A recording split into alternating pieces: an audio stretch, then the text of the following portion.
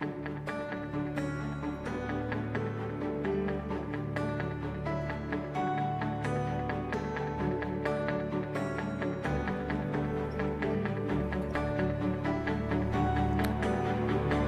morning, everyone. Thank you all for being here today. My name is Nick, and I manage the residential appraisal program in the Assessor's Office. Today, we're excited to give you an inside look at some of the work that the Assessor's Office does and how it impacts every property owner in Clark County. I'll start off with some of the legal framework and mandated duties of the Assessor's Office and give an overview of the residential appraisal cycle at a high level. Andy will then join us and share the day-to-day role of an appraiser and how they accomplish the work of valuing 180,000 properties in Clark County on an annual basis.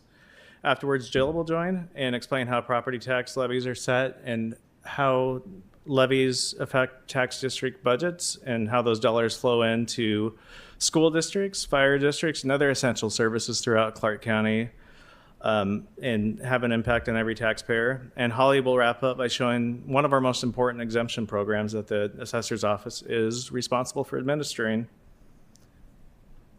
By the end, we hope that you'll have a better understanding of our office, our mandated responsibilities, but also see the public service aspect of what we do and the work that we do to be transparent with our data, share it with the public, and ensure that our system has a level of fairness, accuracy, and helps us build trust with the public and our role in the Washington state property tax system. So the first thing I wanted to talk about was the Washington state Constitution and how it lays out principles that our office must follow. There's several guidelines in the Constitution. Article 7 specifically is really the framework of the property taxation system, and there's many principles and clauses in the Constitution that we must follow to achieve the assessor's sworn duties and fulfill the Constitution and the revised Code of Washington. So how do we incorporate some of these things in our evaluation process?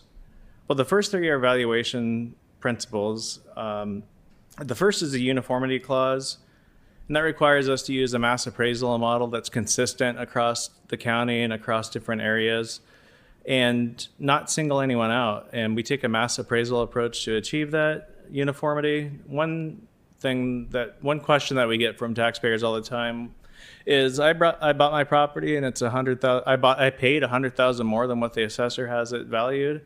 Does that mean you guys are going to realize that and there's going to be a corresponding increase in my value in the next year?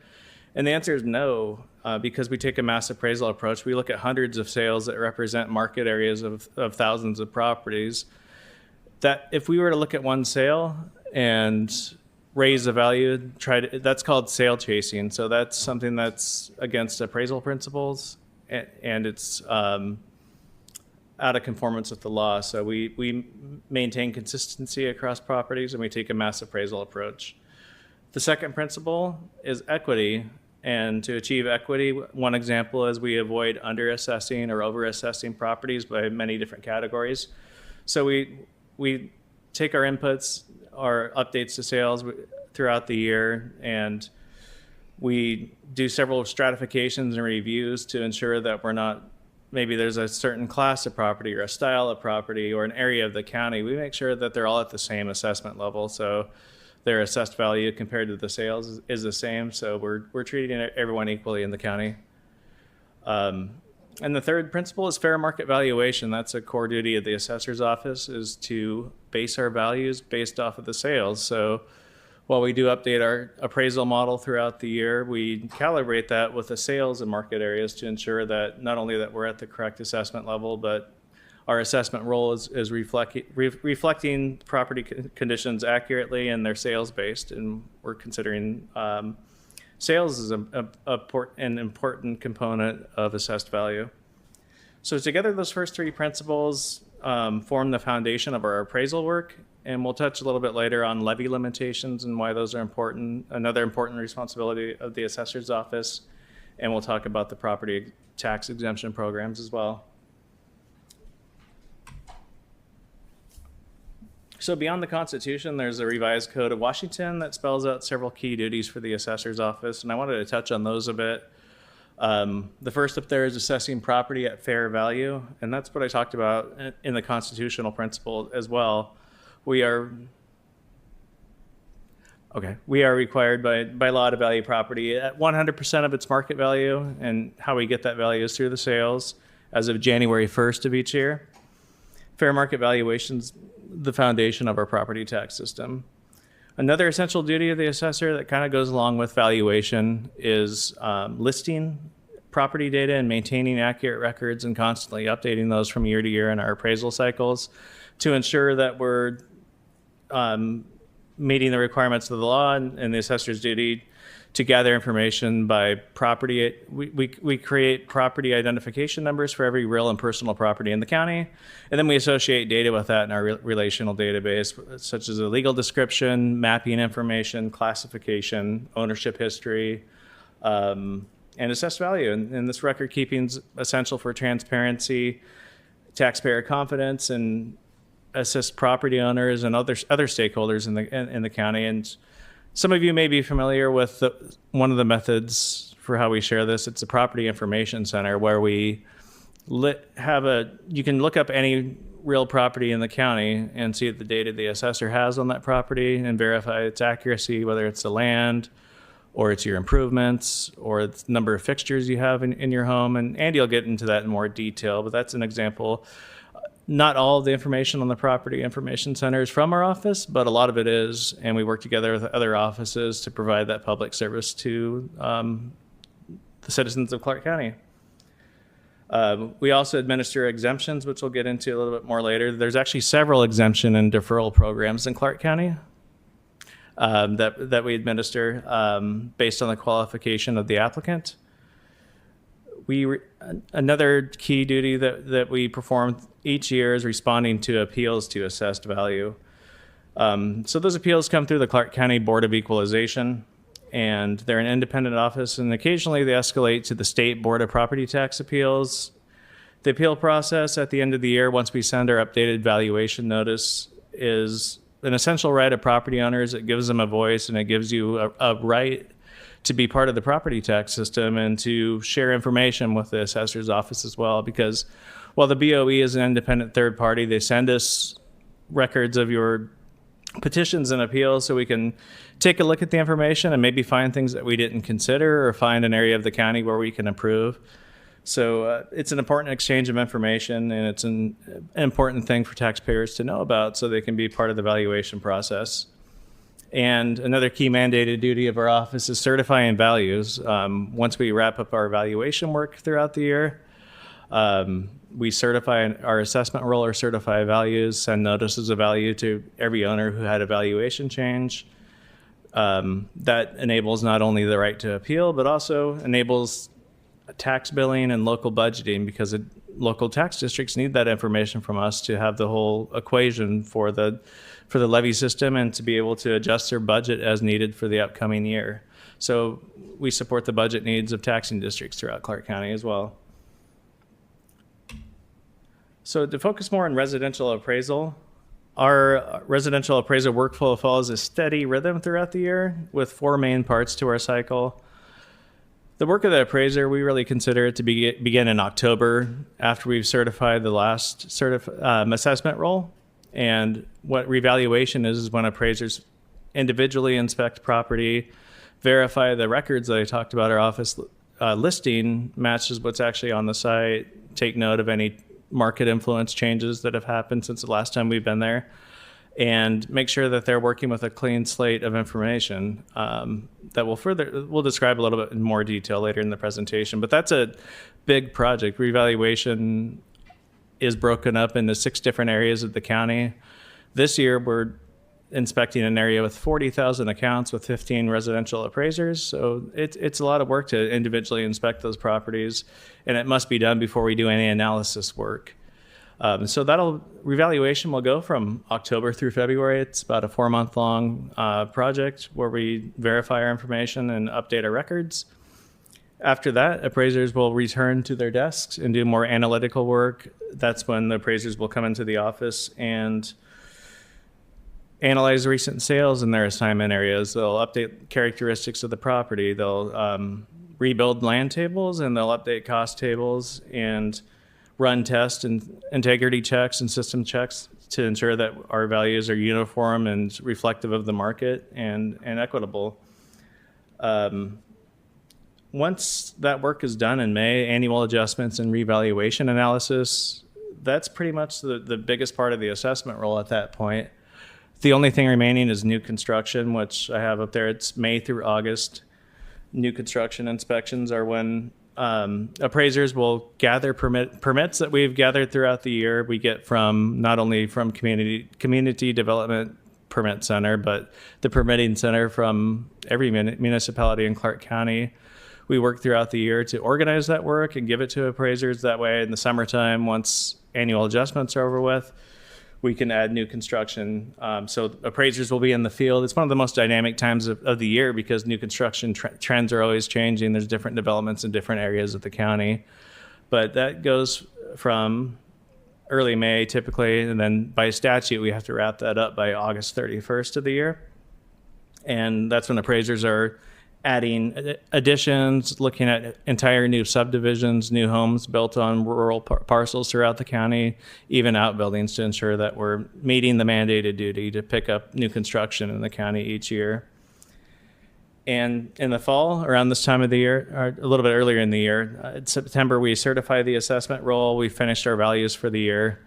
And at that time, while administrative processes are occurring to certify the assessment roll and ensure that's finalized, appraisers start looking at those Board of Equalization appeals again and working with property owners on their values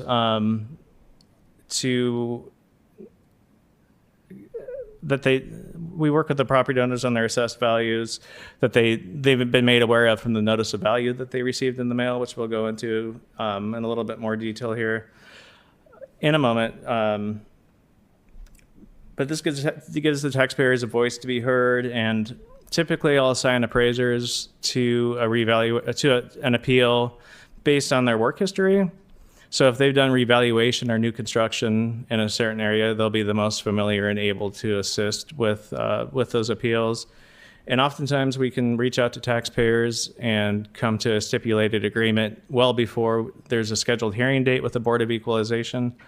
If not, the Board of Equalization, as I mentioned, they're an independent third party, so they can make an independent decision based on the information that the assessor's office provides, the information that the taxpayer provides, and either choose to sustain the assessed value or amend it based on the evidence provided from the taxpayer. And we'll provide some information about the Board of Equalization, but they are on the 6th floor too, around the corner if anyone wants to go stop by and talk to their administrative clerk. Her name's Allison, and she's been great to work with. So this is our cycle just laid out on a flat timeline, and it's the same thing, just laid out differently. I wanted to point out some key areas of this. January 1st is our official assessment date as established by law. So all the work that we do throughout the year up until September ties back to that assessment date. It's a snapshot and value set up by the law, with one exception being new construction in the orange there. I put a note that July 31st is the assessment date snapshot for new construction, but everything else ties back to that January 1st date. So right now we're in that October timeframe where it kind of changes from red to teal, where appraisers are wrapping up appeal work and beginning to transition for 2026 revaluation to start the work on the next cycle. And that wraps around the assessment date through February. Then in the purple, we have the sales analysis and revaluation, annual adjustments, new construction, and then stop for the year, certify our assessed value, and begin our work again for the next cycle. So this was just meant to be a high-level overview of the assessor's office and some of the work we do and why we do it and the benefit and the impact it has on taxpayers throughout Clark County and property owners. To move from the big picture to the day-to-day work of the appraisers and how they make this all happen, I want to introduce Andy, who is a lead residential appraiser, and we'll talk to you more about how appraisers carry out this role. Thank you, Andy.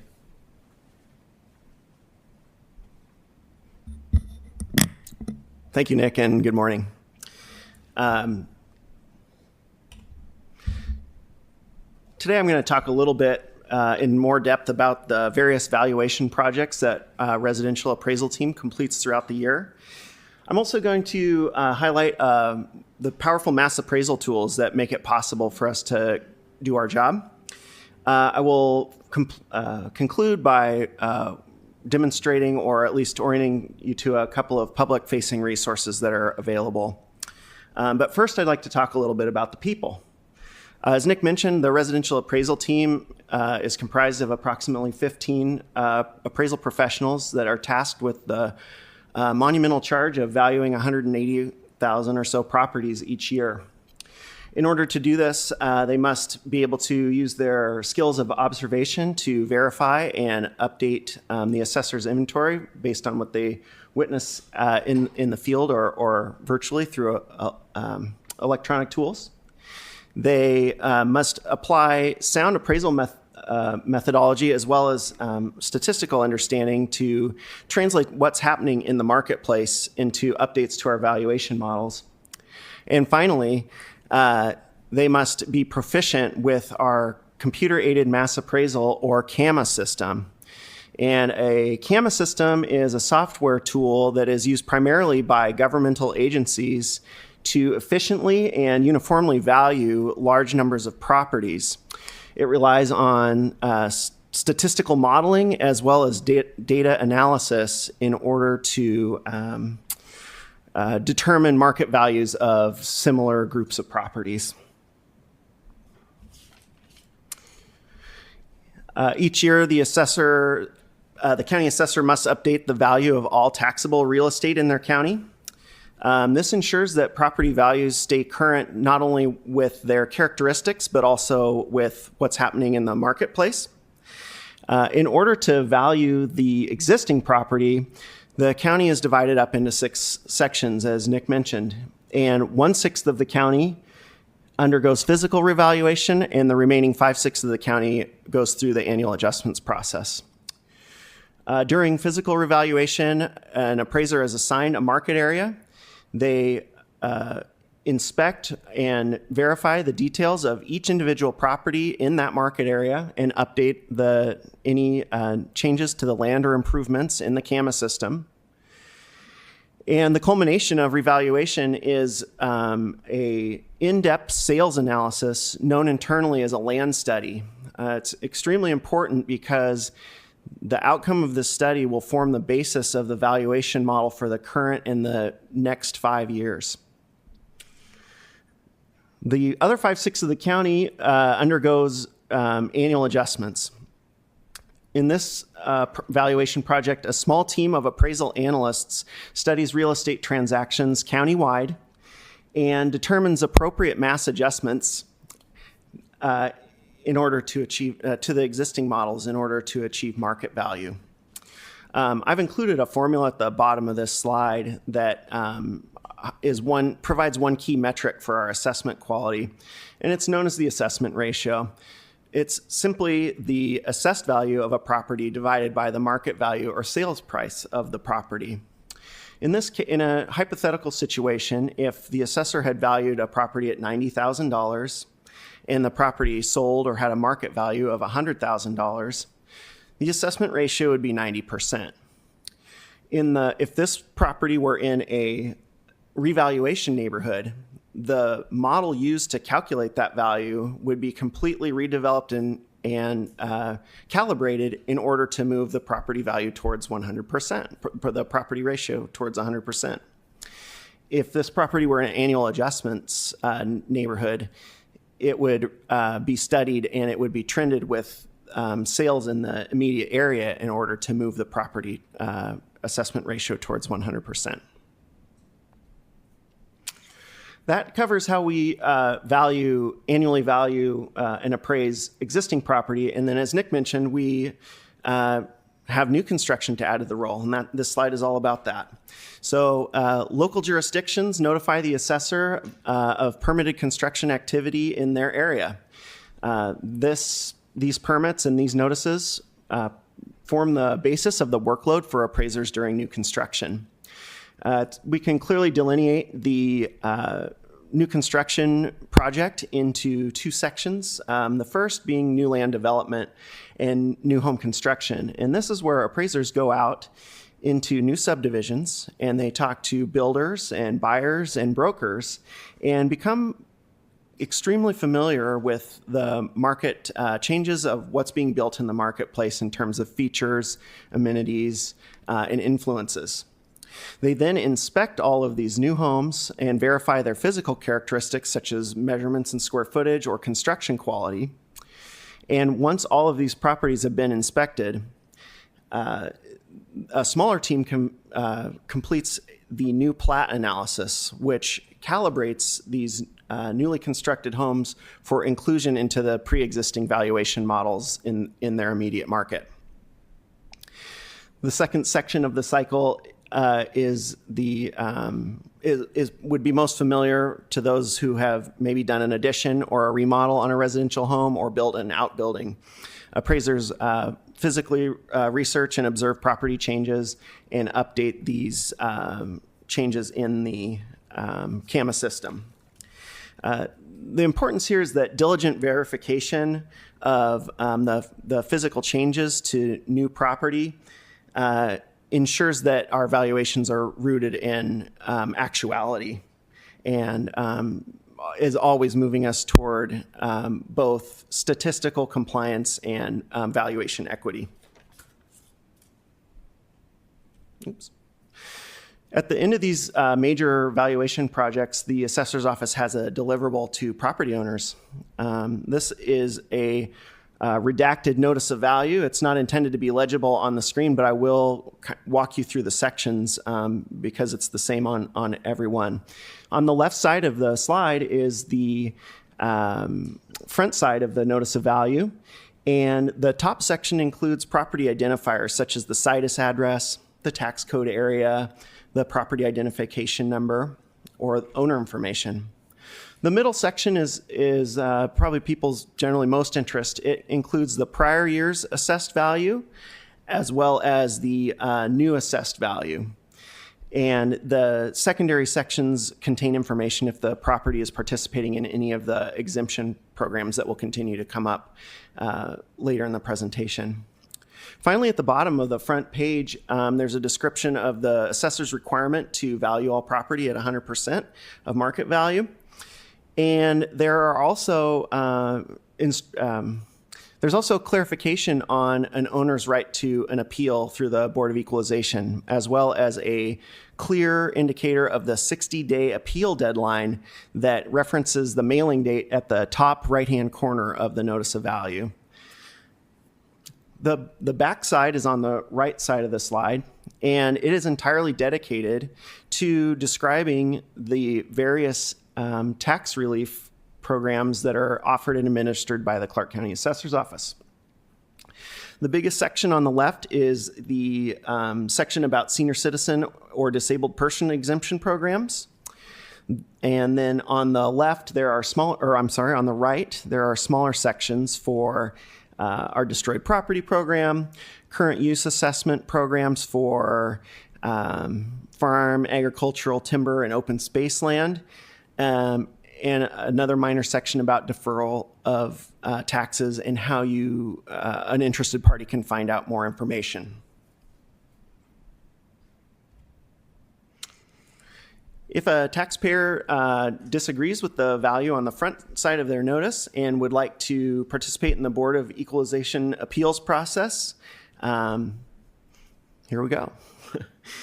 The Board of Equalization is established by law as a separate department from the assessor's office and reviews petitions and makes decisions about true and fair market value. Since it's a separate department, the board must notify the assessor when a taxpayer files an appeal.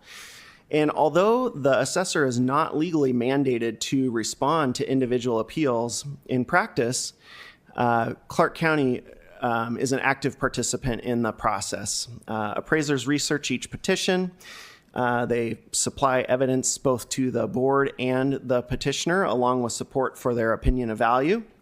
And then finally, the board hears the evidence from both sides at an informal hearing and makes a decision of value after that has taken place.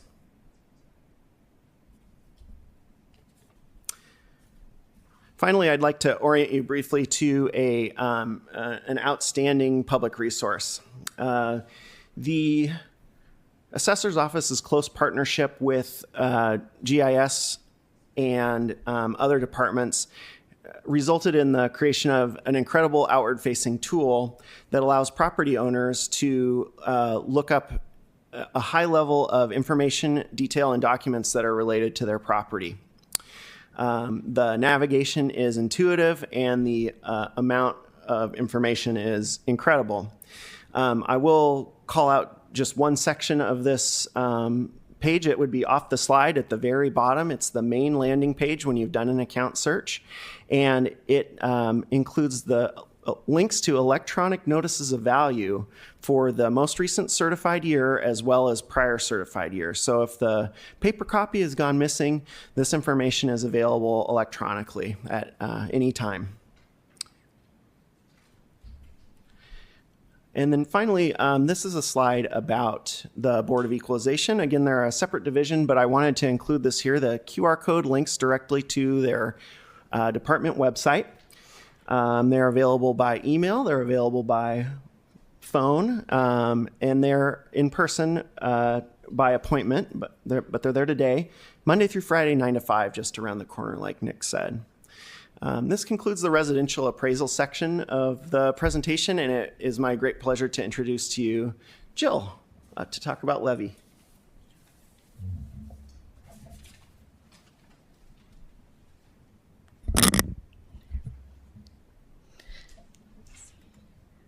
All right, good morning. My name is Jill Blair. I'm the Senior Management Analyst here with Clark County, as well as the levy specialist. And I know with kind of property taxes and levies, it's super complicated. There's a lot of information out there. And I know I see like a lot of misinformation as well. So really, I'm hoping today to try to like break it down and kind of simplify it for you of how property taxes and levies work in Clark County and Washington State. So really, again, why we're here today is to help you understand the role that the assessor's office plays in determining your levy rates and what happens before the treasurer's office sends you a tax bill. A couple of things I'd like to highlight are the difference between the assessor's office, treasurer's office, and taxing districts. Where do my property taxes go? How are those levy rates calculated? What does the 1% limit actually mean? And what is your role in property taxes and how much you pay? So really the levy process, again, starts kind of after August 31st. So Nick and Andy really highlighted what the appraisers do. So they've been doing all of that work through August 31st to pick up the new construction. And now my job is to compile all of that data. Right now I'm working with the 2025 assessment year. And I'm going to certify the assessment roll. So really what certifying the assessment roll means is I'm capturing values as of a snapshot in time. And that's going to determine the taxable value that will be used to calculate your tax bills for all of the properties in the following year. Now, to break it down, we're going to talk about taxing districts. So taxing districts are separate entities from the assessor's office and the treasurer's office, right? The assessor's office, we value property, we determine what those levy rates are, and I'll get into a little bit of how those are calculated. The treasurer's office is then going to take that information. They're going to take those levy rates to calculate your individual taxes and send you your tax bill. And then you've got the taxing districts themselves, who are separate entities from Clark County. And they are the ones that actually submit their budget to county council and then to the assessor's office. And that determines kind of your property tax amount based on their budget. Now, within Clark County, we actually have a wide variety of different taxing districts. This graph here highlights the variety of districts that we have. We have cemetery districts, city and town districts. I don't know if you guys know, we actually have 7 cities and 1 town in Clark County. Does anyone know what the town is? Yakult. Good job, Angela. So yeah, we have got county, an EMS district, fire districts, a library district, parks, port, roads, schools, and state schools. Really with taxing districts, again, they're municipal bodies that provide a wide variety of services to the public. They operate independently from each other with their own staff, services, and budgets. And the assessor's office job, again, with the districts is to remain neutral. So we don't advocate for or against taxing districts. Our job is really to protect the taxpayers and making sure that they're not having to pay more in taxes than they should, as well as educate the districts on those rules and what the levy limits are. With taxing districts and properties, so every single property within Clark County lies in a unique tax code area. A tax code area actually makes up all of the taxing districts that you pay into. For instance, all of the properties within the county actually pay a county tax. However, within the county, you've got some taxing districts that'll overlap and some that will never overlap. So for schools, for instance, every single property in Clark County pays to a school district, but you only pay to one school district. You won't pay to multiple school districts. In the county as well, you have your 8 cities, and then you have unincorporated Clark County. So if you're within a city district, you're going to pay to city taxes. If you're outside of a city district, then you actually pay to a road district, but you'll never have a city and a road. So this graph just really highlights kind of a variety of, it's kind of a simplified graph, but it really highlights your property base. So all of these numbers here actually are what we would just consider a unique tax code area that pay to a unique taxing district. So for instance, property 7 lies right now within a library district, a port district, and a fire district. So their property tax bill is going to be made up of all 3 of those districts.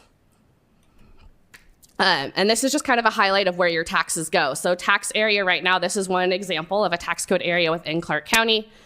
And their tax bill actually makes up a variety of all of these districts. So they have a county levy, a city levy, school levies, state school, port, and a library. So again, your tax bill makes up all of those services that you provide. All right. And there we go. Sorry, but thinks we went backward. All right. So let's see. So we talked about kind of compiling the assessment rule and certifying. Then we talked about taxing districts. And now let's talk about how those taxing districts determine your property tax amount. So taxing districts themselves have a budget that they submit to county council. They have to send that to county council by the first Monday in December for all non-county districts. County districts can certify by December 15th. And they submit those budgets again to us. And then I take those taxing districts' budgets. That gets divided into the assessed values of all of those properties within that tax code area. And that determines your levy rate. So the rate itself is super adjustable. And Washington State is a budget-based system. So the way that this works is if assessed values go up, your levy rate actually goes down. So what that does is keep your property taxes stable while the assessor or the appraisers themselves can still value at market value. Now, I know we talked about the taxing district's budget, so that is one of the levy limits. There's actually 4 limits that they're limited to. So they determine their budget. However, they could potentially be limited not to collect less than their budget amount because there's 4 levy limits. The first one is the resolution limit. So each district every year must pass a resolution authorizing an increase over their levy from the previous year. So they have to submit that along with their budget information. Exceptions to that are the first year of a voter approved lid lift. Again, there's the certified levy request. So that is their budget amount that they send and say, hey, this is how much we need to collect for taxes in the following year. And then you hear the 1% limit. So I know there's a lot of misconceptions that 1% means 1% of my individual tax bill. That's not true. It's actually 1% of the district's whole budget. So for instance, if you take a city, you look at what they collected last year, they're limited to increasing that budget only 1% over the previous year. There is a couple of exceptions to that. They do get additional revenue due to new construction and state assessed utility value. And they can also go to the voters and ask for a lid lift. So generally you'll see that on the elections. If districts want to collect more than their allowed 1%, then they actually have to go to the voters and ask for a lid lift. And that allows them to collect more than they would legally be allowed to. And generally when you see your property taxes go up significantly, it's because it was voter approved and they went to the voters and asked for more money. And then the fourth kind of limit on those taxing districts is the statutory maximum. So for every single district, there's actually a stat max levy rate. as well that I calculate as part of the levy specialist, and that means the levy rate cannot exceed X. Again, it varies depending on the district type. And then there's two other levy limits that I'd like to highlight, the 590 limit and the constitutional 1%. And so those two limits are actually calculated after we've calculated the individual levy limits for all of the districts and determined those levy rates. The 590 limit is looking at multiple taxing districts or multiple levies combined. So it's usually your county, your city, fire. The total of those levies cannot exceed 590. It's not all of the levies that you pay, but a portion of them. And if they do exceed 590, then I actually have to go in and I have to prorate. There's also the constitutional 1% limit, and that is, it's a little complicated, but really it's looking at just people cannot pay more than $10 of market value in taxes per $1,000 of assessed value. But again, it's based on market, and a lot of times assessed values are just slightly below market, so then there's a prorationing that also occurs. And really with the constitutional 1% limit, no county in Washington state has been limited by this in quite a while, but it is just something to kind of be aware of that does exist and that we do look at every single year. Now, what is your role in property taxes and levies? Really pay attention to ballot measures and vote in local elections, because that's when the levy decisions are made, right? These taxing districts are asking you for an increase in their budget to provide the services that they need. And again, that's up to you as a voter to determine whether or not you want to pay more to support these services. As the assessor's office, we remain neutral. We're just here to say, hey, this is what they're asking for and this is the impact. And then as well as you can also attend public hearings when local governments propose their budget and come to ask questions, right? We want to be transparent, we want to be open, and so feel free to please attend and ask those questions. So thank you so much. I'm going to pass it off to Holly.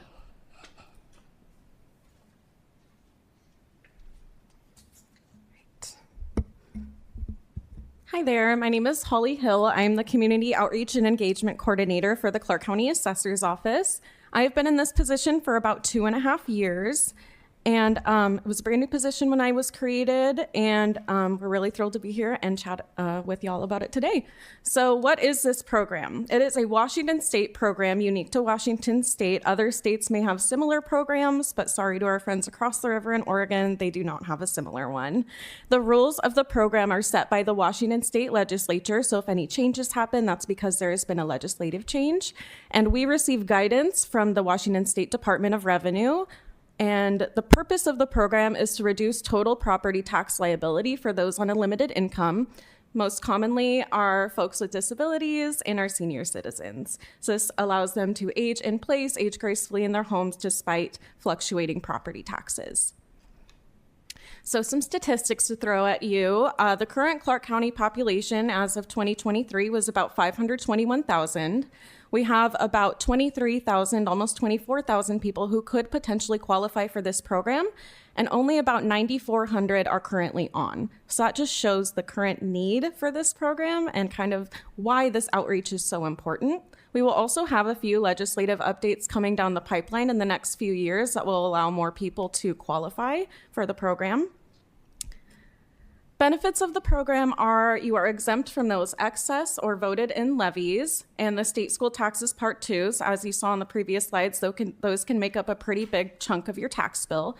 Your property's land and home value are also frozen in the year that you qualify. So if you qualified for the program all the way back in 1999, and if you continue to qualify, you can retain that frozen value from 99. If you qualify in 24 and you keep qualifying, then you can retain that value from 2024. In income tiers 1 and 2, qualified applicants are also exempt from being taxed on a portion of their assessed value, and I'll go into income in a couple slides. So you can qualify first by ownership and residency. You have to own and reside in your home as your primary residence. To qualify this year, if you purchased your home last year, you would have to purchase it and be moved in by June to meet that 6-month residency requirement for the year prior, and it has to be your principal residence. However, as we do understand, life happens. There may be certain situations where a applicant is in an adult family home or a nursing home or staying with a family member to care for them. You can still potentially qualify even while dealing with that, because we assume the intention is, of course, to return to your home and not to stay out of it permanently. A couple notes. There was a legislative update this year that included accessory dwelling units, or ADUs, to be included as part of your exemption. For years prior, those were just considered non-qualifying outbuildings, but this year and going forward, those can potentially be included. And we do have an acreage limitation that is dependent on zoning. So for typical, it's up to 1 acre. You can have the exemption on, including the home site, or if you're zoned differently, it can be up to 5 acres dependent on that. So if you're up in North County on a beautiful 20-acre parcel, we could probably do about 5 acres max on the exemption, including the home site for that. We also have an age or disability qualification. You do not need to meet both qualifications to be eligible, only one or the other. So the age qualification is 61 years of age or older, and that has to be met the year prior to the application year. If you're underage, then you can be deemed disabled by either Social Security or the VA. For the VA, it has to be 80% or greater disability rating or compensated at 100%. If you're not yet approved for disability with either of those organizations, our office also has what's called a proof of disability affidavit that you can take to your primary care physician and have them fill it out on your behalf, affirming that you are no longer able to maintain employment. The income threshold for this program is $62,000, and that number did not just come from thin air. It is actually 70% of the county median income, and it gets readjusted every 3 years. So we will have another adjustment next year to stay in accordance with that 70% of the county median income ratio. We break down the income thresholds into 3 different tiers. So basically, as your income goes down, your savings go up. And like I mentioned earlier, in tiers 1 and 2, you can be exempt from being taxed on a portion of your assessed value, which then lowers your total tax liability that you will be paying. And in all 3 tiers, your home and land value are frozen in the year that you qualify. You're exempt from paying into those voter approved or excess levies, and your home and land value are frozen in your qualifying year. So what counts as income? It's all your typical sources of income, but as a lot of folks who come to our office are retired, we also count things like Social Security, IRA distributions, VA retirement. But we do have a few sources of income that we want to see documentation for, but we don't count as part of your total income tally. This counts VA disability, DSHS payments, federal stimulus payments like the ones we received in 2020 and 2021, any IRA rollovers or reverse mortgages. We also accept deductions, and deductions are things that you pay out of pocket to your health insurance, and we use those to help lower your income for program purposes. These can either be used to help get you below or onto that $62,000 threshold, or if you're between 2 tiers and we think you could get some more savings, we can use these to help you get more. So these are going to be out-of-pocket prescription drug expenses over $500. We give you an automatic $500 deduction. Anything over that, we just want to see documentation for. If you take Social Security and you get your Medicare premiums taken out of there, we can deduct those as well. And we also have a really long list of medical and mobility enhancing equipment that we can deduct. And if you're interested in learning more about that, please do contact our office. Our required documentation is set up so that it ticks off a piece of our eligibility requirement. So we ask for your driver's license or state ID to verify your birthday, for age, and your residence. If you're underage, then we would like to see your disability award letter. As this is an income-based program, we do want to see your complete tax return if you do file. If you don't file, then all your other 1099s. And if you don't know where the heck those are, we will also take bank statements. We will be flexible and work with you, but we do need to have a full application packet for processing. We also ask that you provide any documentation for allowed deductions as well. And as there may be other unique ownership scenarios that apply to you, if an owner has deceased, we would like to see the death certificate for them. There's recently been a divorce, then we would like to see the divorce decree to see who was awarded the home. And commonly, we see a lot of folks who are putting their homes in trust. We do need to see a copy of the entire trust to look for the verbiage that allows the trustee to remain in the program and qualify. And we have tried to make this as accessible as possible to apply for. During the pandemic, our assessor, Peter Van Nortwick, had the idea to set up an online portal so that folks in other states could remotely help their family members here apply. And that has been really successful for our team. So we utilize that a lot in office and also encourage people to go online and apply and help their family members if they can. But as this can be daunting, collecting the paperwork, doing a new application by yourself, I always recommend that you come into our office and have one of our customer service specialists assist you. We work in the joint lobby with the auditor, treasurer, and assessor, and all of our customer service specialists are cross-trained to intake applications for this program. So anybody that you chat with will be able to help you. If you don't want to talk to anybody, you can also mail us or email us your documentation, or we have a secure Dropbox on the first floor right by the security desk. And last, I just wanted to share a lovely testimony. We do home visits for folks 80 and over who haven't responded to our letters for renewal. And so we just go around and check on them and try to get them to sign the application, collect any documentation so that they can retain their benefits. So last year, as you can see in the photo, my supervisor, Stacy, was able to connect with Fran. And Fran has been in her home that she built with her husband since the 80s.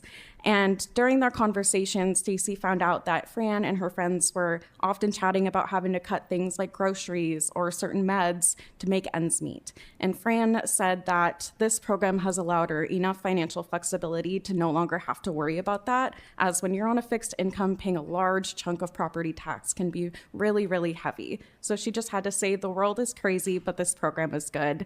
And I have to second that. This is a really wonderful program, and we're really happy to administer it. So thank you so much for letting us share.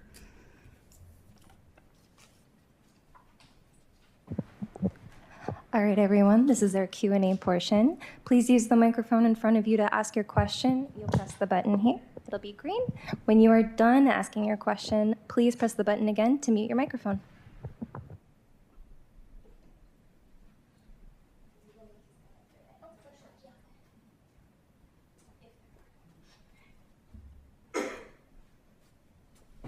For the tax, oh, that's loud.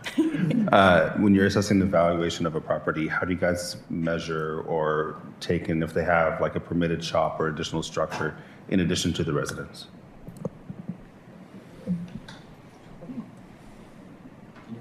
Can you repeat, please? Oh, sorry. To restate the Yes. question, the question is about how the assessor's office recognizes value for additional structures. Okay, so we operate in the mass appraisal system a cost-based market modified system. Sorry, I'm feeding back through the. Okay, I'll go up here. Little feedback, little Pink Floyd.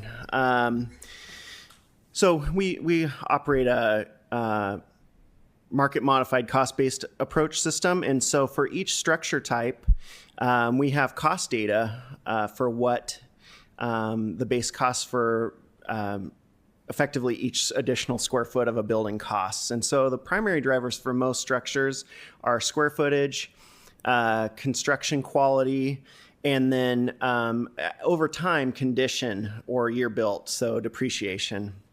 And so you can add to your question if I haven't covered anything, but broadly speaking, the appraiser takes the characteristics of the structure in question, inputs them into the mass appraisal system, and the back-end valuation model calculates a value that shows up as an improvement value on that property. For a homeowner, is there a square footage number, or is there a chart we can use, for instance, just to estimate what it might be? Not exactly.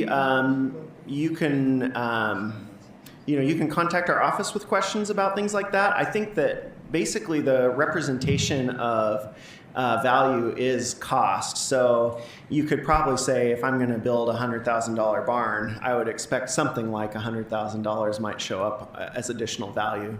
Cost and value, especially on a new structure, are very closely tied together. And does that add to the valuation of the house itself, or just the structure? It adds to the improvement value of the property account, so it's separate from the house. Each individual improvement, house, barn, detached garage, arena, each of those has a different segment, and all of those values for each structure are separately valued and tracked over time. Okay. And adjusted. Does it show on the value statement you guys send? Not on the value statement, but if you look at the it's composite as improvement value on what's sent to you on the notice of value. But if you look at the Property Information Center under, I think it's under the building tab, it will break down, at least to some degree, the structures that are associated with your property. And then if if you have questions or want something more in depth, we have an appraiser on duty every single day, Monday through Friday. You can call into the office or email, and we will tell you the answers to the questions you might have about your property. Right on. Thank you. You're very welcome. In fact, I have two questions. I believe that Nick, when he did his presentation, talked about stakeholders.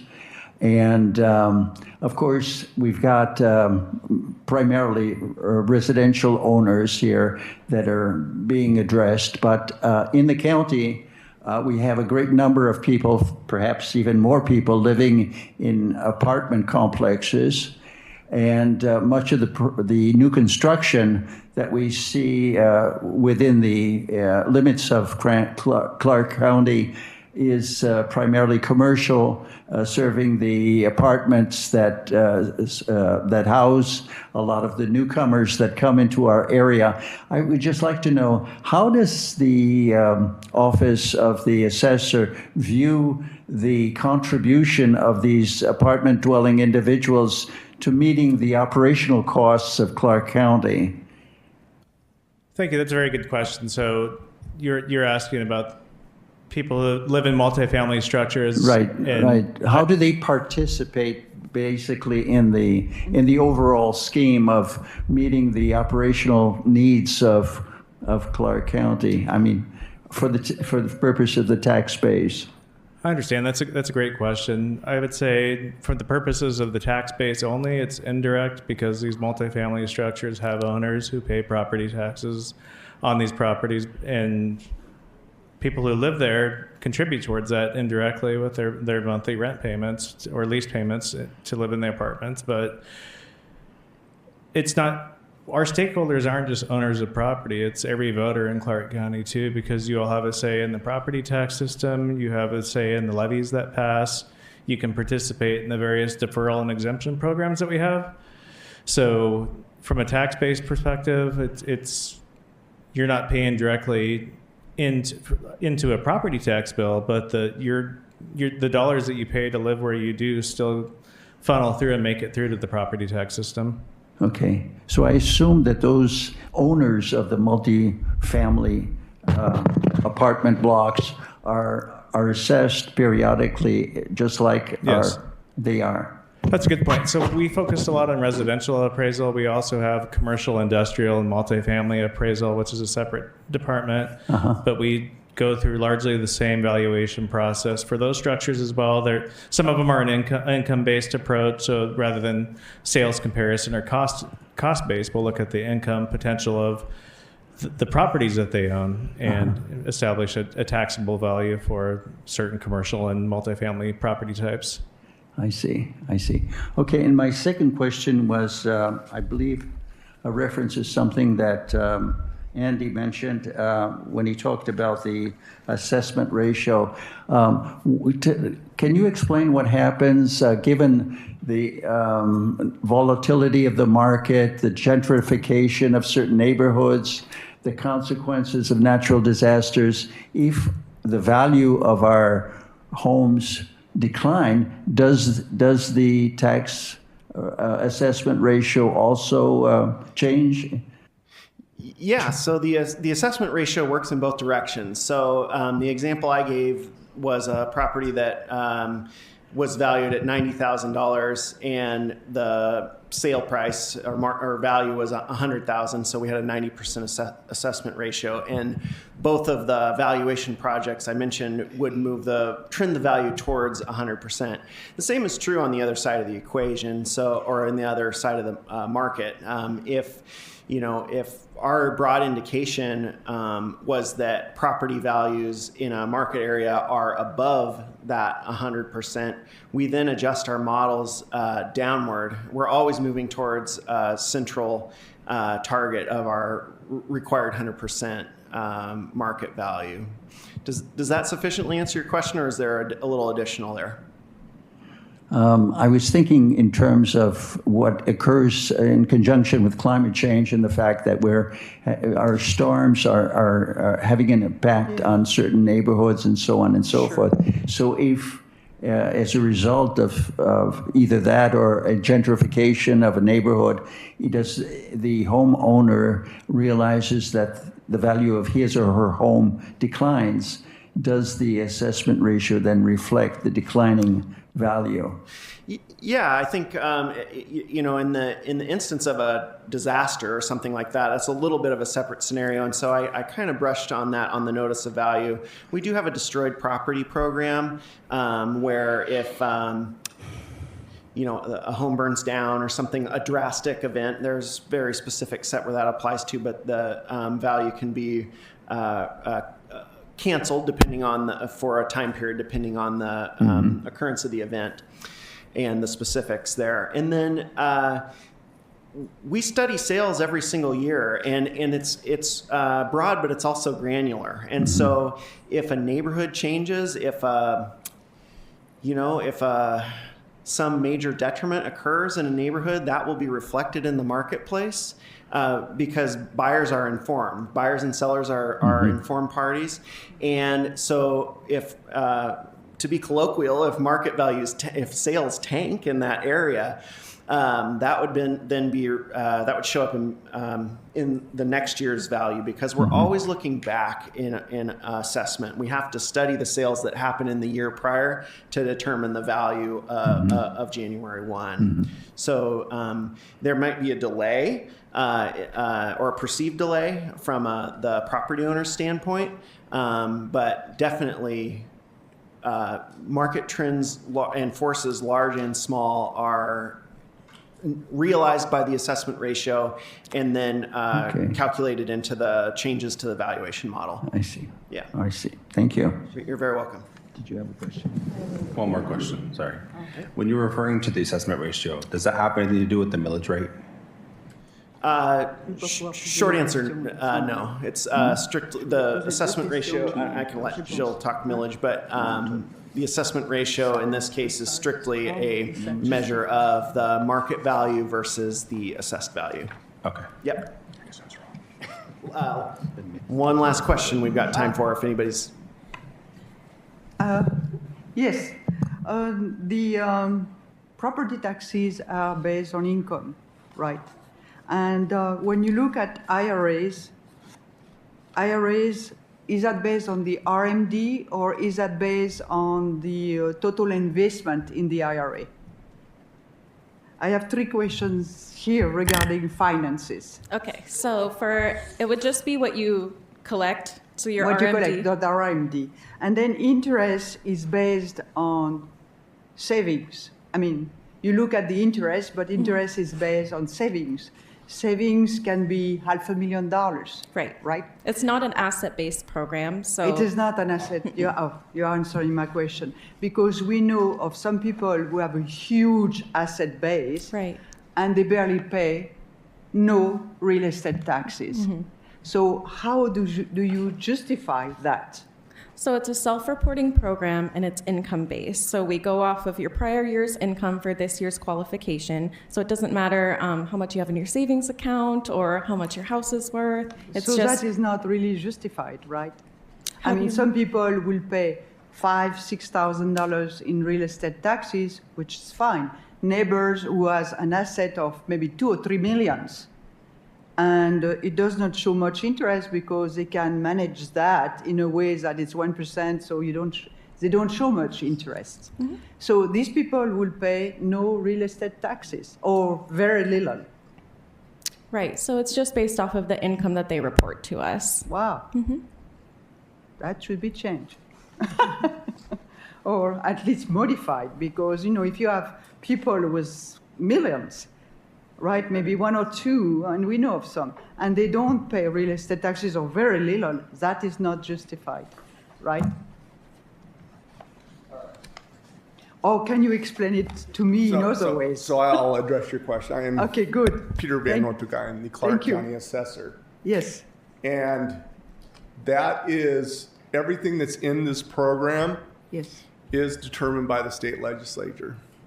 And the state legislature at times has looked at overall your assets and doing it, and they've chose not to do that. So it's one of those issues, if you feel it needs to be addressed, that Reviewed. you would need to take it to your local state legislature and say, hey, when you're looking at the senior exemption program, rather than it just being an income-based program, we also want to add in a certain asset-based program.